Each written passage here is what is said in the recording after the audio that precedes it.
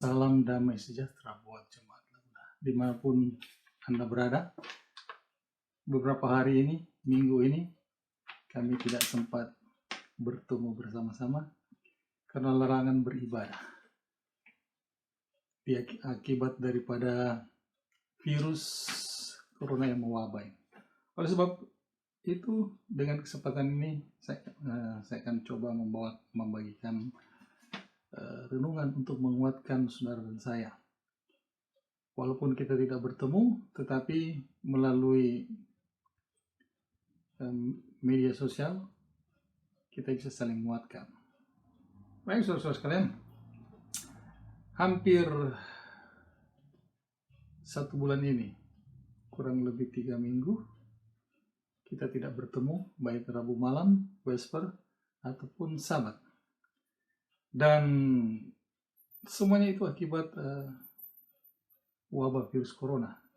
Karena wabah ini begitu cepat dia menyebar, bahkan WHO mengatakan bisa melalui udara, sehingga pemerintah mengantisipasi peredaran yang cepat itu dengan merumahkan segala kegiatan aktivitas sosial, baik pekerja, anak sekolah, usaha-usaha, dan lain sebagainya. Nah, dalam hal menutup tempat ibadah, ada terjadi dua pandangan dari teman-teman. Yang lain mengatakan kita tetap buka gereja, beribadah. Kita tunjukkan bahwa kita itu berbeda dengan yang lain. Teman yang lain mengatakan bahwa kita menghargai pemerintah, usaha pemerintah untuk meredam perkembangan penyebaran dari virus ini. Terlepas dari semua perbedaan itu, saya ingin membagikan firman Tuhan. Karena dikatakan di sini, dikatakan bahwa saatnya lah di akhir zaman ini, saudara menentukan di mana saudara berdiri. Apakah saudara berdiri pada batu karang yang hidup, pada batu karang firman Tuhan yang kekal, Yesus Kristus, untuk menghadapi situasi apapun, seperti wabah saat ini, atau bahkan mungkin lebih buruk daripada wabah corona saat ini akan terjadi di masa-masa yang akan datang. Mungkin ini sebagai latihan atau ujian agar saudara-saudara dan saya bisa mempersiapkan diri lebih baik lagi menghadapi situasi yang sama. Nah, firman Tuhan adalah pelindung keselamatan saudara dan saya. Kita lihat apa yang dimaksud dengan firman Tuhan adalah pelindung keselamatan saudara dan saya. Karena kita percaya, kita baca firman Tuhan. Karena itulah sumber dari perlindungan saudara dan saya, jalan keselamatan bagi saudara dan saya. 1 Petrus 5 ayat 7 mengatakan bahwa serahkan segala kekhawatiranmu kepada Allah dan Ia akan memelihara kamu.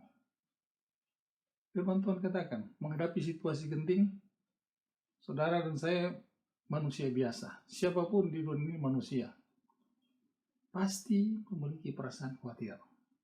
Oleh sebab itu, firman Tuhan menganjurkan, mengajak saudara dan saya yang rapuh ini untuk menyerahkan kekhawatiran saudara dan saya kepada Allah.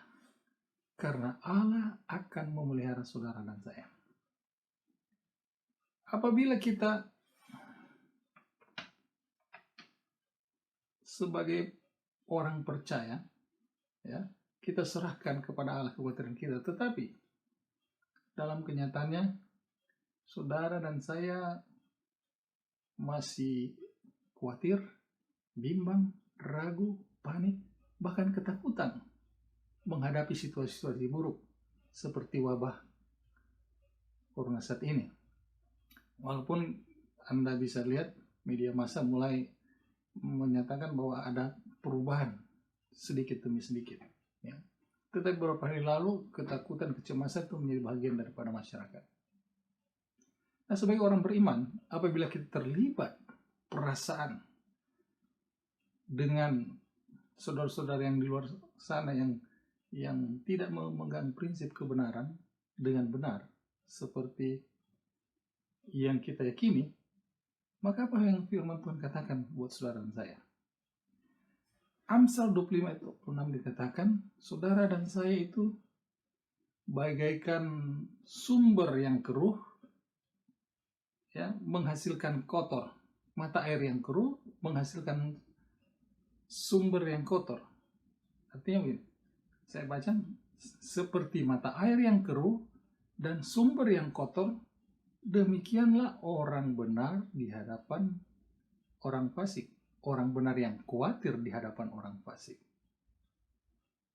Saudara bisa bayangkan kalau saudara dan saya menyatakan kita orang benar, umat pilihan, lalu saudara khawatir, takut, dan dilihat orang banyak. Bagaimana kita bisa menjadi sumber air yang bersih? Sumber air yang bersih atau sumber keselamatan, sumber ketenangan, ya, sumber kepastian, keselamatan bagi orang lain. Jadi teman-teman mengingatkan, kalau kita sudah serahkan kepada Tuhan dan Tuhan jamin, ya, pemeliharaan saudara dan saya, maka kita tidak perlu khawatir. Kedua, ayat yang ketiga dikatakan, bukan ayat ketiga, Filipi 4 ayat 6-7 dikatakan, janganlah hendaknya kamu khawatir tentang apapun juga, tetapi nyatakanlah segala hal keinginanmu kepada Allah dalam doa dan permohonan dengan ucapan syukur. Jadi, baik secara pribadi, suami, istri, atau dengan anak-anak, keluarga, atau anggota rumah tangga yang lainnya, kita bisa berdoa bersama-sama. Saling menguatkan. Karena kita manusia rapuh, katakan, saling menguatkan, membawakan segala kekhawatiran, ketakutan, kecemasan, kerisauan, dan hal-hal yang mengganggu pikiran dan perasaan Anda kepada Tuhan. Dalam doa, baik secara pribadi, suami istri, keluarga, anggota rumah tangga, berdoa sama-sama. Lalu firman Tuhan katakan, ya, kita nyatakan keinginan kita kepada Tuhan dengan permohonan dengan ucapan syukur. Permohonan dan ucapan syukur kepada Tuhan. Lalu selanjutnya dikatakan, damai sejahtera Allah yang melampaui segala akal akan memelihara hati dan pikiranmu dalam Kristus Yesus. Saudara bisa bayangkan, ya, damai sejahtera Allah yang kita sempat pikirkan akan menenteramkan saudara dan saya, dan tetap dikatakan tetap pikiran kita, hati dan pikiran kita itu tetap kepada Yesus Kristus.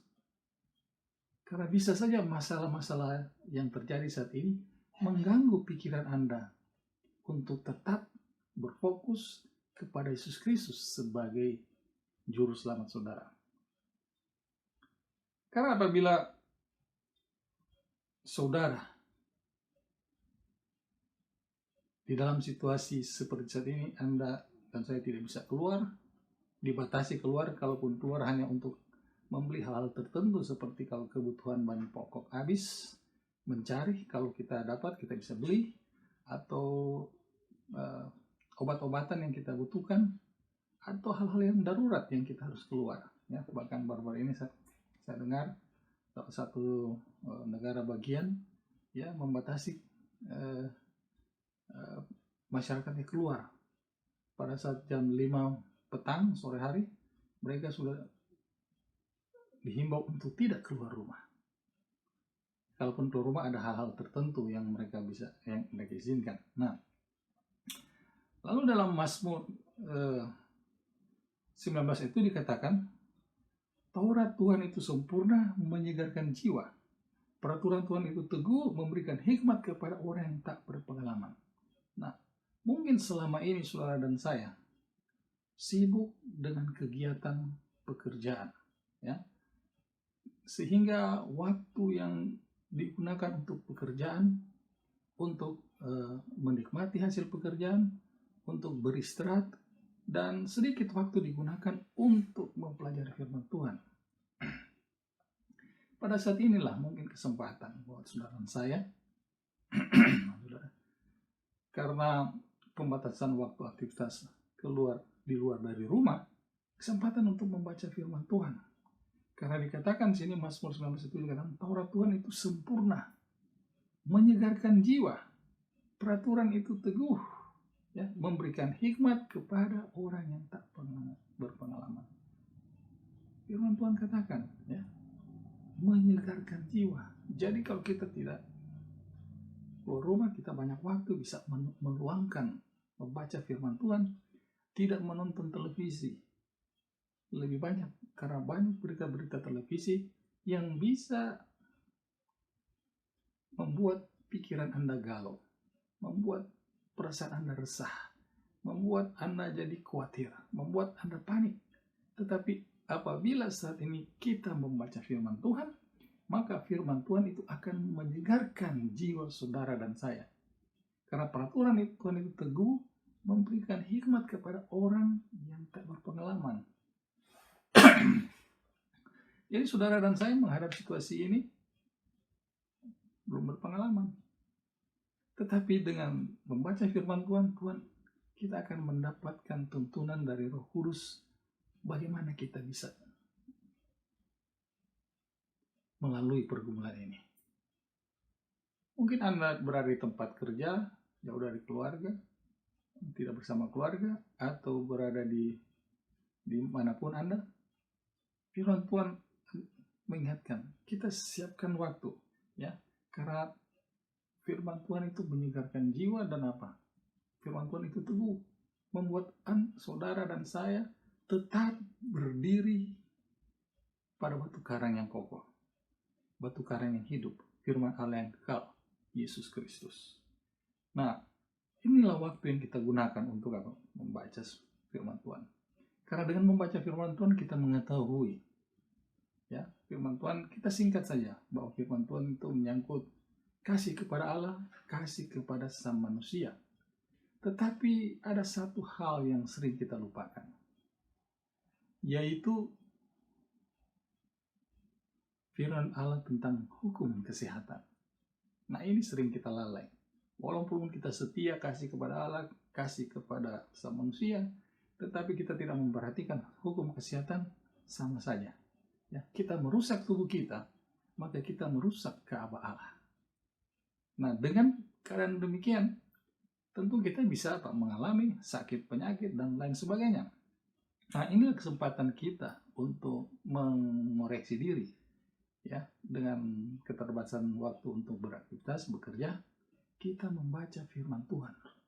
Dan firman Tuhan akan memperlengkapkan diri saudara dan saya menghadapi situasi yang baru. Kita tidak berpengalaman, tetapi firman Tuhan bisa mendampingi saudara melalui situasi ini. Karena dapat menyegarkan jiwa. Dan firman Tuhan selanjutnya mengatakan, Amsal 17 ayat 22, hati yang gembira adalah obat yang manjur. Jadi kalau kita disegarkan dengan firman Tuhan, tentu perasaan kita itu senang. Perasaan senang, hati senang, ya, akan membantu daya tahan tubuh saudara dan saya terhadap segala penyakit. Ya, firman Tuhan memberikan arahan, ya, 10 perintah-perintah Tuhan dan perintah kesehatan, makanan-makanan yang sehat, makanan yang sehat, yang halal, yang Alkitab ajarkan kepada kita untuk apa? Untuk kebutuhan tubuh kita. Ya, itu kita ikuti. Maka kita memiliki, katakan, jiwa yang apa? Yang segar, ya, menyegarkan jiwa dan memberikan hikmat. Dan kita bisa memiliki perasaan yang gembira. Perasaan yang gembira akan menyegarkan tubuh jasmani dan pikiran kita, sehingga daya tahan tubuh kita lebih baik, ya, karena pikiran kita dipenuhi oleh firman Tuhan, bukan oleh berita-berita setiap saat, berita-berita yang menunjukkan akan kemerosotan dunia ini. Tetapi kita masukkan pikiran kita, kita berikan makan pikiran kita, otak kita dengan firman Tuhan, maka itu akan menyegarkan jiwa saudara dan saya. Dan akan membuat hati saudara dan saya gembira dimanapun Anda berada, dalam situasi apapun. Ya. Karena ini firman Tuhan merupakan suatu janji dan kepastian buat saudara. Nah, satu triwulan ini kita belajar tentang buku Daniel. Yang menarik di sini, saudara-saudara, bahwa Daniel pasal 10, pelajaran ke-11 itu menceritakan bagaimana Daniel berdoa dan mendapat jawaban langsung dari Gabriel. Yang pada saat itu, Gabriel sedang berperang dengan raja-raja Persia. Dia datang kepada Daniel, memberikan penjelasan, dan peperangan itu dilanjutkan oleh pemimpin besar kita, Michael. Ya, Michael yang punya pengertian ya, Yesus Al-Masih, Yesus Kristus, yang menggantikan berperang. Peperangan ini bukan menyangkut peperangan darah dan daging, tetapi dibalik daripada raja-raja Persia ini bekerja kuasa kegelapan untuk mempengaruhi raja-raja Persia ini agar menggagalkan rencana pembangunan Ka'bah. Tetapi pemimpin besar kita, Yesus Kristus, ya, menuntun raja-raja Persia ini, dan pembangunan Ka'bah Allah dapat diselesaikan dan kemenangan menjadi bagian umat Tuhan. Demikian saudara dan saya pada saat ini. Kalau Daniel pada saat itu, mula pada saat itu, Tuhan tolong, demikian juga pada saat ini saudara dan saya. Ya, mungkin kita mengalami seperti masalah-masalah kehidupan saudara dan saya, sakit penyakit, wabah seperti virus corona saat ini yang berada di lingkungan kita. Lalu ada balas sampar, ada mungkin bencana banjir, ya, gempa bumi, tanah longsor dan sebagainya. Ya. Masalah-masalah itu terjadi ya atas kehendak kuasa kegelapan, dan Tuhan mengizinkan hal itu terjadi. Ya, kuasa kegelapan yang bekerja bisa melalui agen-agennya atau dia sendiri yang melakukannya untuk melemahkan iman orang percaya kepada Yesus Kristus, untuk mengalihkan fokus pandangan mereka kepada Yesus Kristus, sehingga mereka melihat masalah bukan melihat Kristus. Nah, saudara-saudara saya berada di dunia yang fana ini, kita tidak bisa lari dari masalah, tetapi Tuhan izinkan itu, dan Tuhan melindungi orang yang percaya kepadanya, yang bergantung harap kepadanya, yang menyerahkan segala kekhawatiran, ya, keresahan, ketakutan, dan berlindung kepadanya.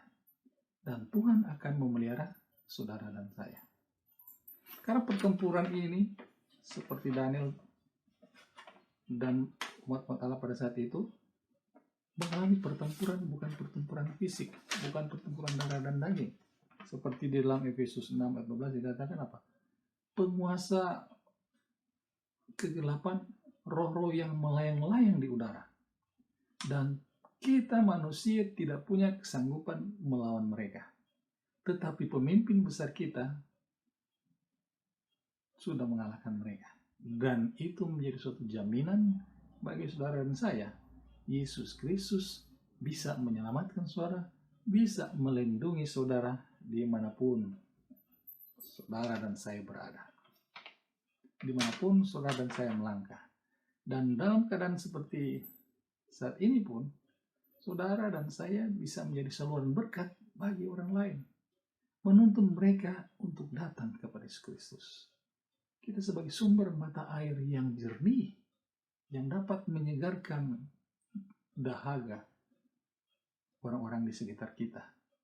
Ya, banyak mereka panik, mereka khawatir, ya, mereka takut. Tetapi sebagai umat Allah, kita bisa menjadi saluran ketenangan bagi mereka, saluran kepastian bagi mereka, menuntun mereka datang kepada Kristus. Karena Yohanes 14 ayatnya yang pertama dikatakan, jangan gelisah hatimu, percayalah kepada Allah, percaya juga kepada Yesus Kristus.